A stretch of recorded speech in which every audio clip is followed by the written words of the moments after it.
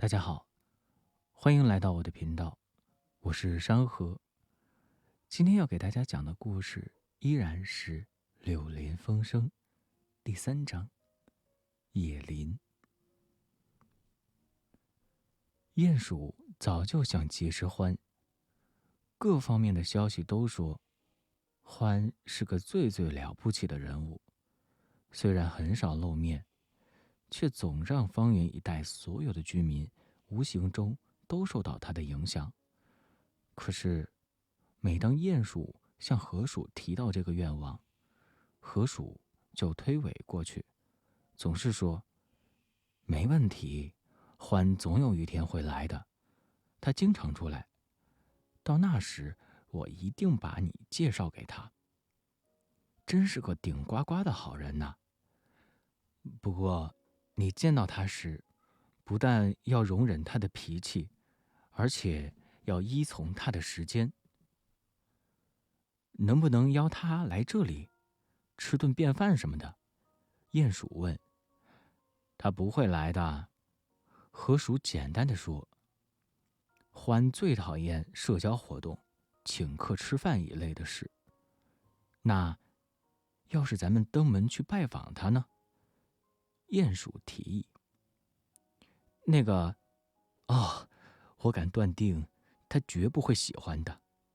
河鼠惊恐地说，他这人很害羞，那样做一定会惹恼他，连我自己都从没去他家拜访过。虽说我跟他是老相识了，再说咱们也去不了呀，这事根本办不到，因为他住在野林的正中央。那又怎么着？鼹鼠说，你不是说过野林并没有什么问题吗？是的，是没什么问题。河鼠躲躲闪闪地说，不过我想咱们现在还是不去的好，这会儿别去，路远着嘞。况且在这个季节他也不在家，你只管安心等着，总有一天他会来的。鼹鼠只好耐心等待，可是欢一直没来。他们每天都玩得很开心。夏天过去很久了，天气变冷，冰霜雨雪，泥泞的道路使他俩长时间单留在屋内。窗外湍急奔流而过的涨满的河水，也像在嘲笑，阻拦他们乘船出游。这时鼹鼠才又一味惦念那只孤孤单单的灰欢。想到他正在野林正中的洞穴内独自一人过日子，多孤寂呀。冬令时节，河鼠很贪睡，早早就上床，迟迟才起来。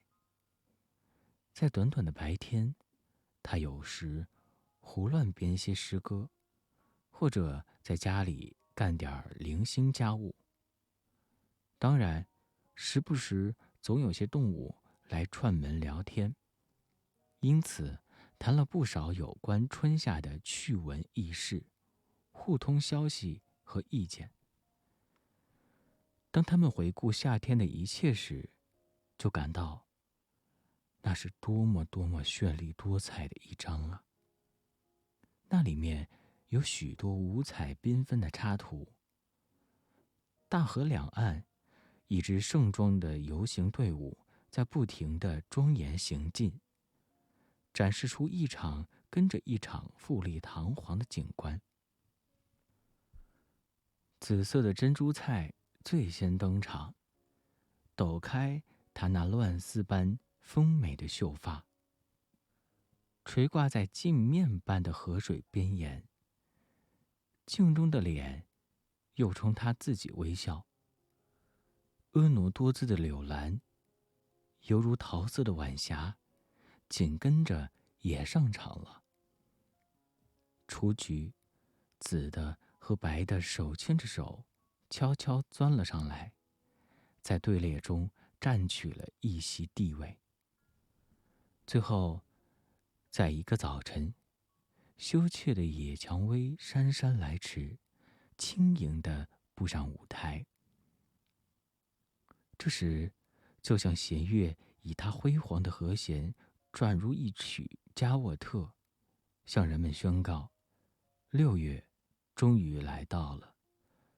但是，戏班子里还缺一个角色没有到齐，那就是水仙女所追求的牧羊少年。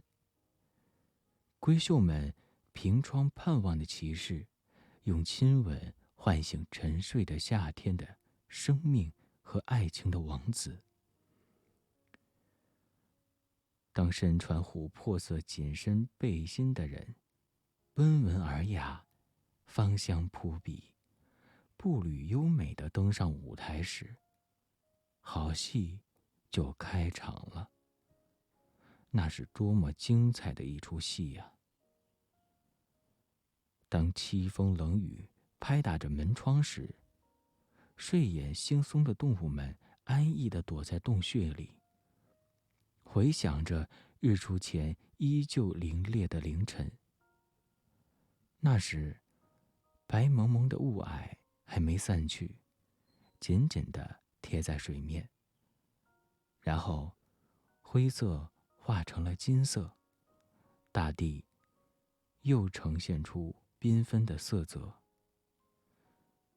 动物们体验到早春下水的刺激，沿着河岸奔腾跳跃的欢愉，感到大地、空气和水都变得光辉夺目。他们回想起夏日炎热的正午，在灌木丛的绿荫下昏昏然午睡。阳光透过浓荫，洒下小小的金色斑点。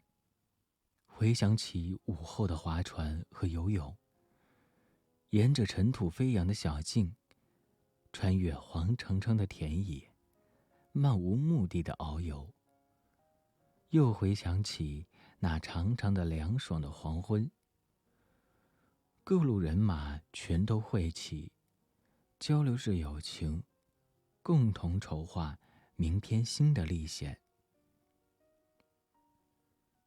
冬日的白昼是很短的，动物们围炉闲话时，可谈的话题多着嘞。可是，鼹鼠还是有大量的空闲时间。于是，有一天下午，当河鼠坐在圈椅上，对着一炉熊熊的火，时而打盹儿，时而编些不成韵的诗，鼹鼠便暗下决心，独自出门去探访那座野林。说不定碰巧还能结识欢先生嘞。那是一个寒冷静谧的下午，鼹鼠悄悄溜出暖融融的客厅，来到屋外。头顶上的天空如同纯钢似的发着青光，四周的旷野光秃秃，没有一片树叶。他觉得他从来没有看得这样远，这样透彻，因为大自然进入了他1年1度的酣睡，仿佛在睡梦中蹬掉了他全身的衣着。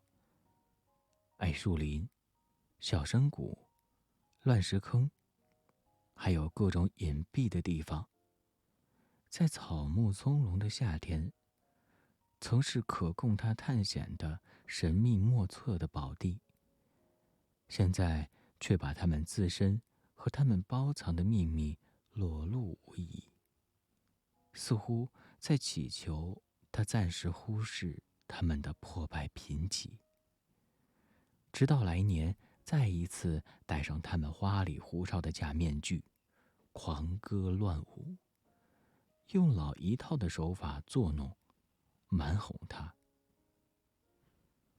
从某方面说是怪可怜的，可还是使他高兴，甚至使他兴奋。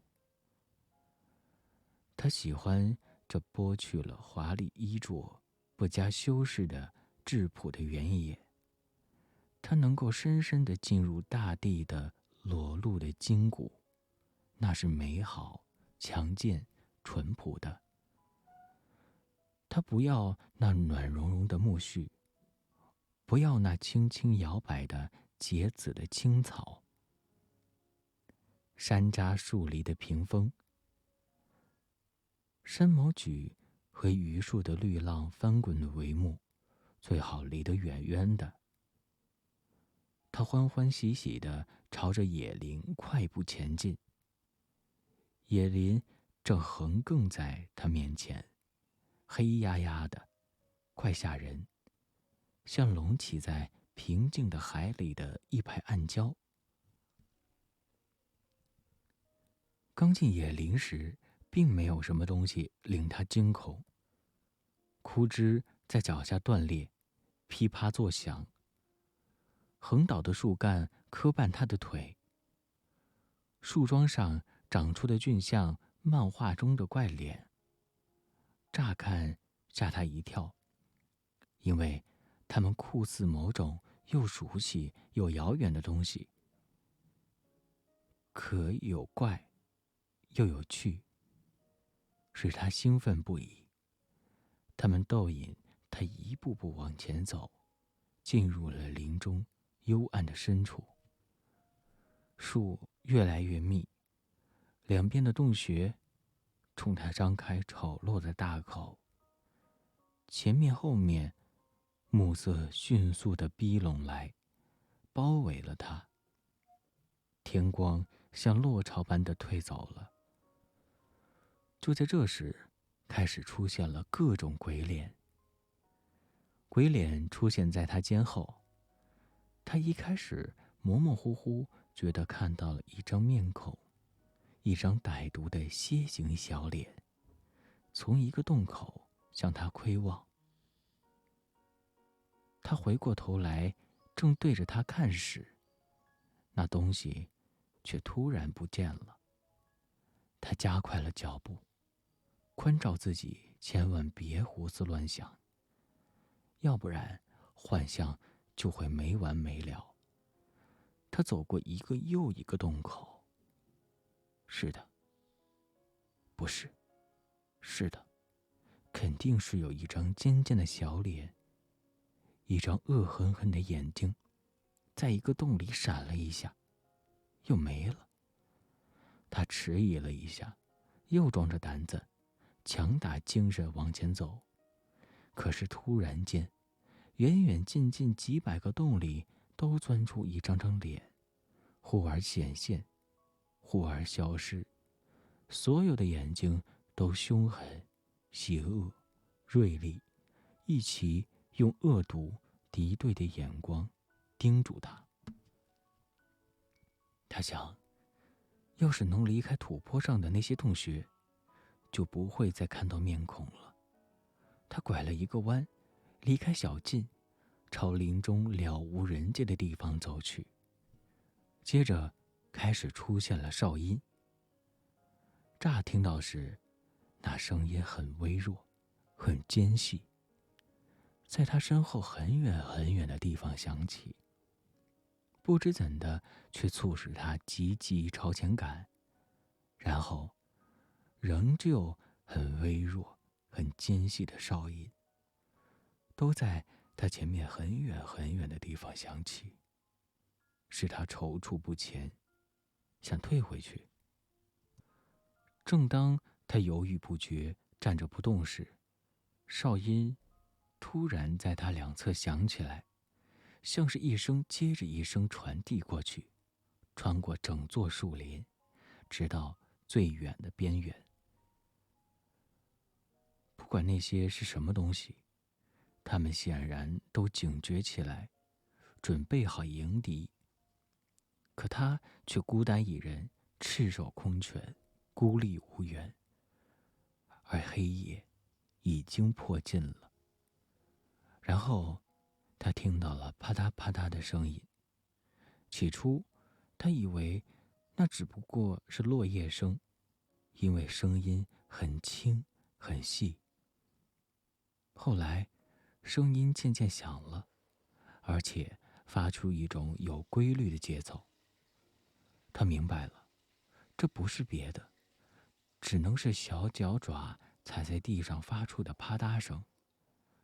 不过声音离得还远，到底是在前面还是在后面？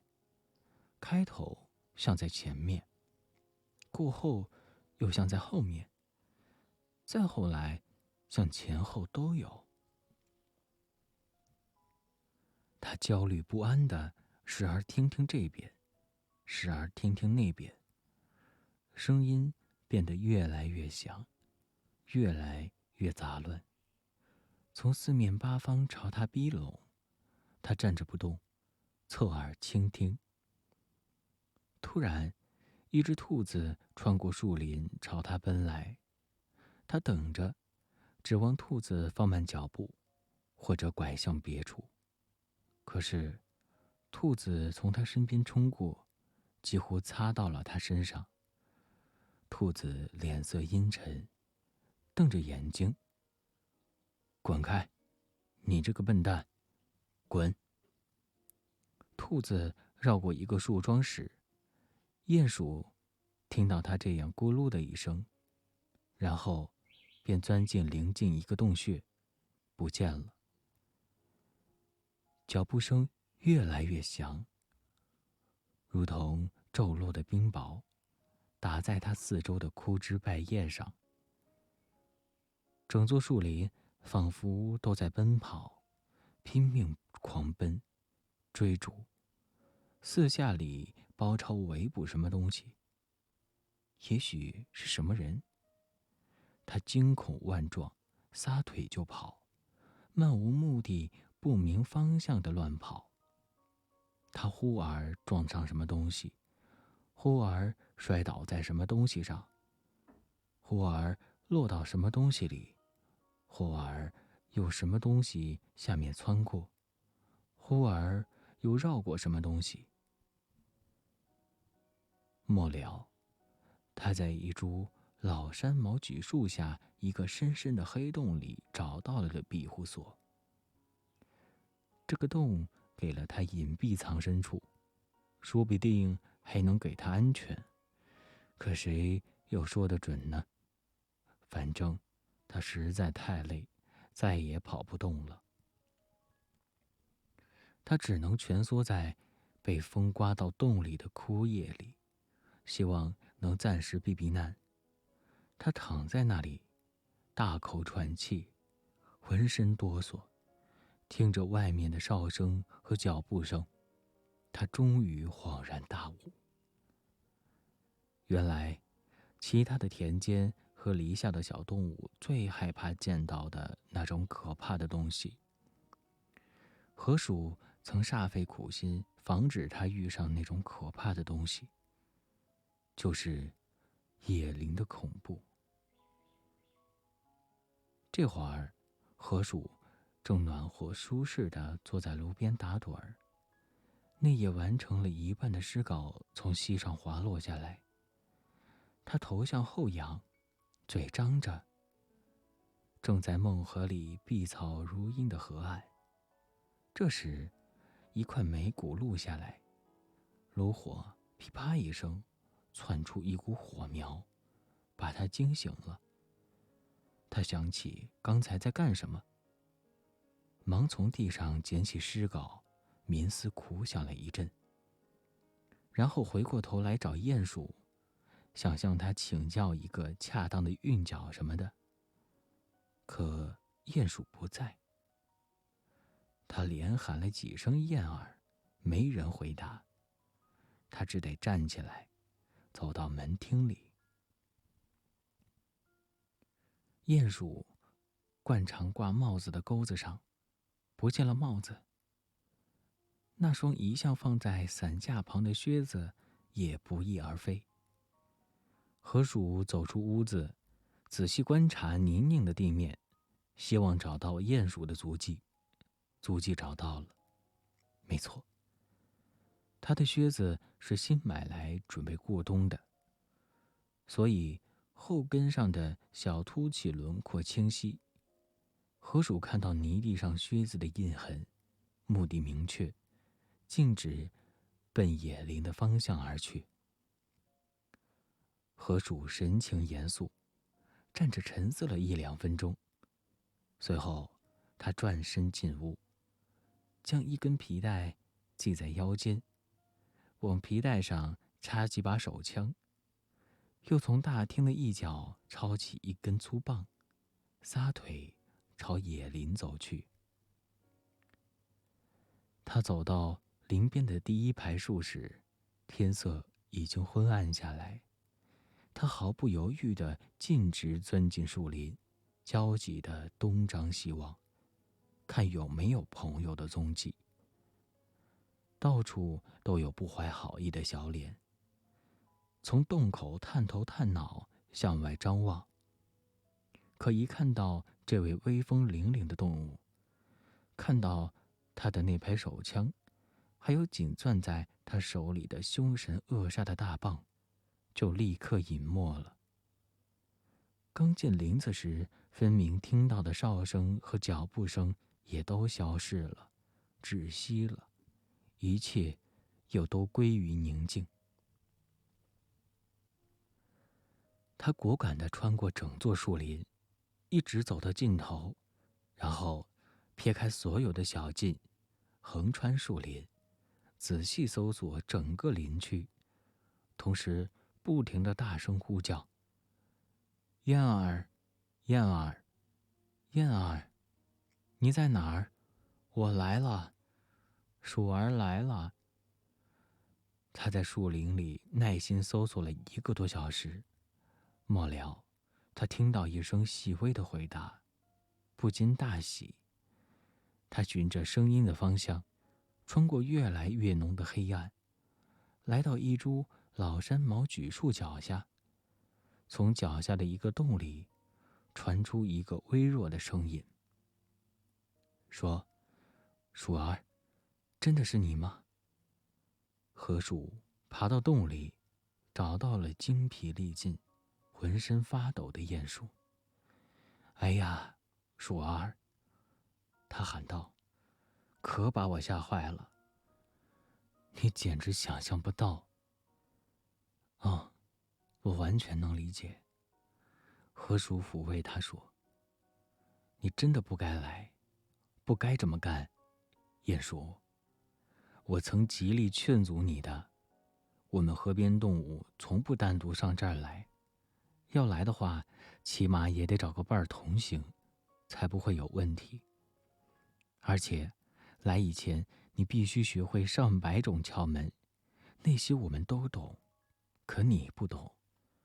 我指的是有效的口令、暗号、口诀，衣兜里还要带上装备，要反复背诵某些诗句，经常练习逃避方法和技巧。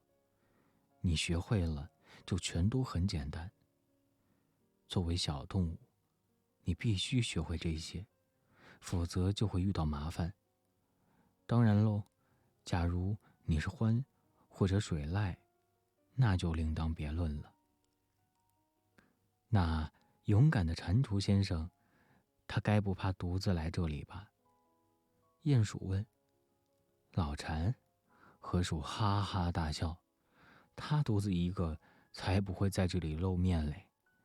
哪怕你给他整整一帽子的金币，他蟾蜍也不会来的。听到河鼠那爽朗的笑声，看到他手中的大棒和亮闪闪的手枪，鼹鼠大受鼓舞，他不再发抖，胆子也壮了，情绪也恢复了。现在，河鼠当下说，咱们真的必须打起精神，趁天还有一丝丝亮，赶回家去。在这儿过夜是万万不行的，你明白？至少是太冷了。亲爱的鼠儿，可怜的鼹鼠说，实在对不起，可我真是累坏了，确确实实是累垮了。你得让我在这儿多歇会儿，恢复一下体力，才谈得到走回家去。”那好，和善的河鼠说：“那就歇着吧，反正天已差不多全黑了，待会儿该有点月光了。”于是鼹鼠深深钻进枯树叶里，伸开四肢，不一会儿就睡着了。尽管睡得时断时续，经济不安，河鼠为了取暖，也尽量把身子捂得严实些，一只爪子握着手枪，躺着耐心等待。鼹鼠终于醒来，精神好多了，恢复了平日的情绪。河鼠说：“好啦，我先去外面瞅瞅，看是不是平安无事，然后咱们真该开步走了。”河鼠来到洞口，探头向外望。鼹鼠听见他轻声自言自语说：“啊啊，麻烦了。”“出什么事儿了，鼠儿？”鼹鼠问。“下雪了。”河鼠简短的回答。“就是说，下雪了。雪下的可冲呢。”鼹鼠也钻出来，蹲在他身边。鼹鼠向外望去，只见那座曾经吓得他失魂落魄的树林，完全变了样。洞穴、坑洼、池塘、陷阱，以及其他一些恐吓过路人的东西，通通迅速消失了。一层晶莹闪光的仙毯蒙盖了整个地面，这仙毯看上去太纤巧了，粗笨的脚都不忍住上踩。漫天飘洒着细细的粉末，碰到脸上，痒痒的，很舒服。黝黑的树干仿佛被一片来自地下的光照亮，显得异常清晰。没办法，河鼠想了一会儿，我看咱们还是出发碰碰运气吧。糟糕的是，我辨不清咱们的方位，这场雪使一切都改了模样。确实如此，鼹鼠简直认不出来这就是原来那座森林了。不过他们还是勇敢地上路了。他们选择了一条看似最有把握的路线，互相搀扶着，装出一副所向无敌的兴冲冲的样子。每遇见一株阴森沉默的新树，就认作一位老相识，或者面对那白茫茫的一片雪野和千篇一律的黑色树干，都硬装作是到了熟悉的空地，或口或通道。过了1-2个钟头，他们已完全失去了时间概念。他们停了下来，又沮丧，又倦乏，又迷惘，在一根横倒的树干上坐了下来，喘口气，考虑下一步该怎么办。他们已累得浑身酸痛，摔得皮破血流。他们好几次掉进洞里，弄得浑身湿透。雪已经积得很厚很厚，小小的腿几乎拔不出来。树越来越稠密，也越来越难以区分。树林仿佛无边无际，没有尽头，也没有差别。最糟的是，没有一条走出森林的路。咱们不能久坐，河鼠说，得再加把劲，采取点别的措施。天太冷了，雪很快就会积得更深，咱们趟不过去了。他朝四周张望，想了一阵，接着说，瞧，我想到这么一个办法。前面有一块谷地，那儿有许多小山包、小丘岗，咱们去那儿找一处隐蔽的地方，一个有干地面的洞穴什么的，避避风雪。咱们先在那儿好好休息一阵子，再想办法走出树林。咱们都累得够呛了。再说，雪说不定会停下来，或者会出现什么别的情况。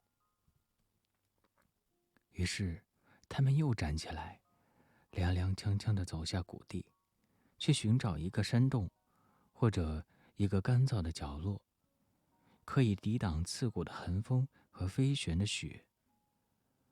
正当他们在查看河鼠提到的一个小山包时，鼹鼠突然尖叫一声，脸朝下摔了个嘴啃泥。哎呦，我的脚！他喊道。哎呦，我可怜的小腿！他翻身坐在地上，用2只前爪抱住一条腿。可怜的老雁。河鼠关切地说：“今儿个你好像不太走运，是不是？让我瞧瞧你的腿。”他双膝跪下来。是啊，你的小腿受伤了。没错，等等，让我找出手帕来给你包上。我一定是被一根埋在雪里的树枝或树桩绊倒了。鼹鼠惨兮兮地说：“哎呦，哎呦！”伤口很整齐。河鼠再一次仔细检查他的腿，绝不会是树枝或树桩划破的，看起来倒像是被什么锋利的金属家伙划的。怪事！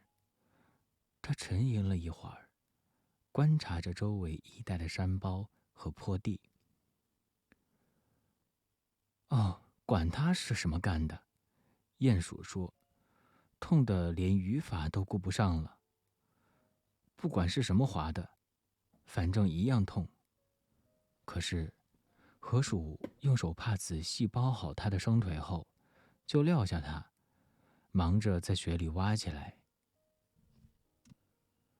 他又刨又铲又掘，4条腿忙个不停，而鼹鼠在一旁不耐烦地等着，时不时插上一句：“哎，河鼠，算了吧。”突然，河鼠一声喊：“啊哈！”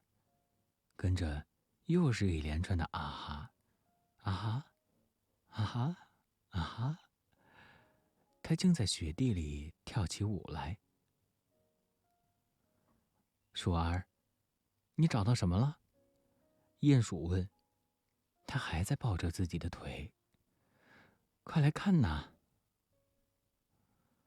心花怒放的河鼠一边说，一边还跳着舞。鼹鼠一瘸一拐地走过去，看了又看。好半晌，他慢吞吞地说：“瞧，我瞧得真真切切，这类东西以前也见过，见得多啦。我管它叫家常物品，只不过是一只大门口的刮泥器。有什么了不起？干嘛围着一只刮泥器跳舞？难道你还不明白这意味着什么吗？你呀，你个呆瓜！”我当然明白了，鼹鼠回答说：“这只不过说明有个粗心大意、爱忘事的家伙，把自家门前的刮泥器丢在了野林中央，不偏不倚就扔在什么人都会绊倒的地方。我说，这家伙也太缺德了吧！等我回到家时，我非向什么人告他一状不可，等着瞧吧。”天哪，天哪！看到鼹鼠这么迟钝不开窍，河鼠无可奈何地喊道：“好了，别斗嘴了，快来和我一道刨吧。”他又动手干了起来，觉得四周雪粉飞溅，又苦干了一阵子，他的努力终见成效，一块破旧的擦脚垫露了出来。瞧，我说什么来着？河鼠洋洋得意地欢呼起来。什么也不是，鼹鼠一本正经地说。好吧，你像是又发现了一件家用杂物，用坏了被扔掉的，我想你一定很开心。要是你想围着它跳舞，那就快跳，跳完咱们好赶路，不要再为这些破烂浪费时间了。我一块擦脚垫能当饭吃吗？能当毯子盖着睡觉吗？能当雪橇坐上滑回家吗？你这个叫人恼火的吃屎动物！你当真认为？兴奋的河鼠喊道：“这块擦脚垫不能说明任何问题吗？”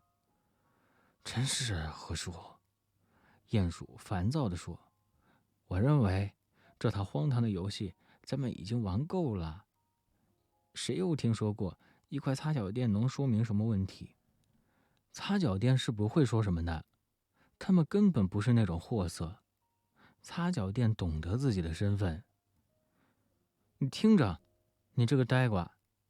河鼠回答说：“他真的火了。别再来跟我这一套，一句话也甭说，只管刨、刨、挖、掘、找，特别是在小山包四周找。要是你今晚想有个干干爽爽、暖暖和和的地方睡上一觉，这就是最后的机会。”河鼠冲他们身边的一处雪坡发起猛攻，用他的粗棒到处捅，又发疯似的挖着。鼹鼠也忙着跑起来，不为别的，只为讨好河鼠，因为他相信他的朋友头脑有点发疯了。苦干了约10分钟光景，河鼠的棍棒敲到了什么东西，发出空洞的声音。又跑了一阵，可以伸进一只爪子去摸了。他叫鼹鼠过来帮忙，2只动物一起努力，终于他们的劳动成果赫然出现在眼前，把一直持怀疑态度的鼹鼠惊得目瞪口呆。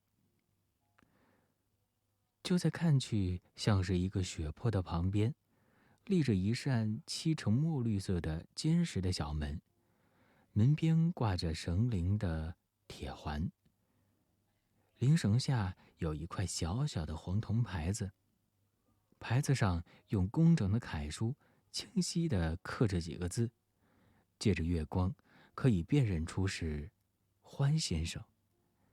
鼹鼠又惊又喜，仰面倒在了雪地上。河鼠，他懊悔地喊道：“你真了不起，你呀你，实在是了不起。现在我全明白了，打一开头，打从我摔伤了腿的那一刻起，你就用你那聪明的头脑一步一步琢磨出个道理来。一看我的伤口，你那个顶呱呱的脑子马上就对自己说，是泥刮器划破的，跟着你就去找，果然找到了那只刮泥器。你是不是就此打住呢？换别人就会满足了，可你不对，你继续运用你的智慧。你对自己说，要是再找到一块擦脚垫，我的推理就得到了证实。擦脚垫果然找到了，你太聪明了。我相信，凡是你想找到的，你都能找到。好了，你说，明摆着，这儿一定有一扇门，下面要做的只是把门找出来就行了。这种事我只在书本上读到过，在生活中可从没遇到过。你应该去到那种能够大显身手的地方去。待在我们这伙人当中，你简直大材小用。哎，我要是有你那么一副头脑就好了，鼠儿。既然你没有，河鼠毫不客气地打断他的话头。那你是不是要通宵达旦地坐在雪地里唠叨个没完？快起来，瞧见那根铃绳吗？使劲拉，有多大劲就使多大劲。我来砸门。在河鼠用他的棒子敲门时，鼹鼠一跃而起，一把抓住铃绳，两脚离地，整个身子吊在绳子上晃荡。老远老远，他们隐隐听到一阵低沉的铃声响了起来。